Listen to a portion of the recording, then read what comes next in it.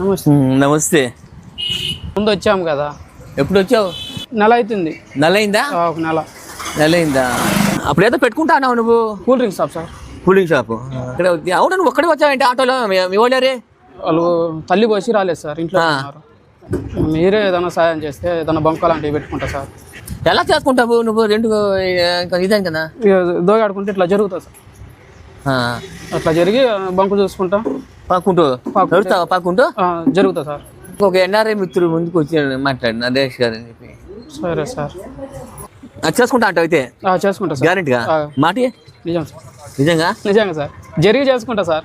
మళ్ళీ ఇచ్చినాక మళ్ళీ వదిలిపెట్టేస్తావా? మధ్యలో ఏమైనా దానికి ఎట్లా వదిలిపెట్టేస్తావా? కాడే వదిలిపెట్టేస్తావా? దాన్ని ఇంకా అవసరం అయితే కొంచెం డెవలప్ చేసుకుంటా సార్. ఒక 45,000 రూపాయలు అంత అవుతాయి అంతే. బంకు వచ్చేసి ఒక 10,000, 9,000, 10,000 బంకు. చెక్క బంకు కొత్త తయారు చేస్తే 9,000, 10,000. దాంట్లో సరుకు అంటే పేస్ట్లు, బిస్కెట్లు, పిల్లలు కొనే పాప్కార్న్ ప్యాకెట్ ఉంటాయి చూడు, చిప్స్, దాల్ బంగు ఇలాంటి ఉంటాయి కదా. ఇవన్నీ పెట్టుకున్నావు అంటే అక్కడ కూర్చో చంద్ర. ఇవన్నీ పెట్టుకున్నావంటే అప్పుడు దాదాపుగా 45,000 లోపల అయిపోతుంది అప్పుడు. అవును, నేను యూట్యూబ్లో కామెంట్ పెట్టినప్పుడు పవన్ కళ్యాణ్ బొమ్మ కనిపిస్తుంది ఏంటి? అది యూట్యూబ్లో అది అట్లా ఫోటో అట్లా పెట్టేసి. పవన్ కళ్యాణ్ గారు ఫ్యాన్స్ నువ్వు? మరి ఆయనకి సాయం అడగొచ్చు కదా అన్న. ఇప్పుడు ఉప ముఖ్యమంత్రి కదా ఆయన. మీలాంటి వాళ్ళు ఎవరన్నా కల్పించే అవకాశం కల్పించాలి సార్ మాకు. అప్పుడు కరెంట్ షాక్ వల్ల పోయినా. కరెంట్ షాక్ వల్ల పోయిందా? మరి కరెంట్ షాక్ వల్ల పోతే కాళ్ళు ఒకటే, హ్యాండ్ కూడా ఏదో అవుతుంది కదా.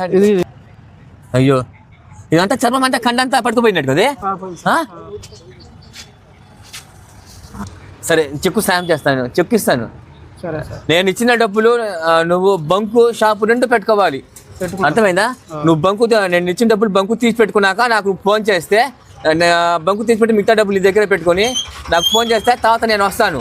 వచ్చేస్తే సరుకులు మొత్తం ఏర్పాటు చేసి నేను దానికి కట్ చేసి వచ్చేస్తాను. ఏంటి అర్థమైందా? నేను ఇచ్చిన డబ్బులు నువ్వు వేస్ట్ చేయకూడదు. ఏంటి అర్థమైందా? నేను మా ఊరుకుండి నేను ఇచ్చిన డబ్బులు, దాతలు ఇచ్చిన డబ్బులు ఎంతో ప్రేమతో వాళ్ళ పేదోళ్ళు బాగుపడతారు, జీవితంలో స్థిరపడతారు. మేము ఇచ్చిన డబ్బులతో 4 ముద్దలు 2 ముద్దలు నోట్లకి వెళ్తే చాలు అని ఇస్తారు ఆ దాతలు. సాయే, అక్కడ ఉన్న స్టాంపు చెక్కు ఇది తీసుకోరా. అక్కడ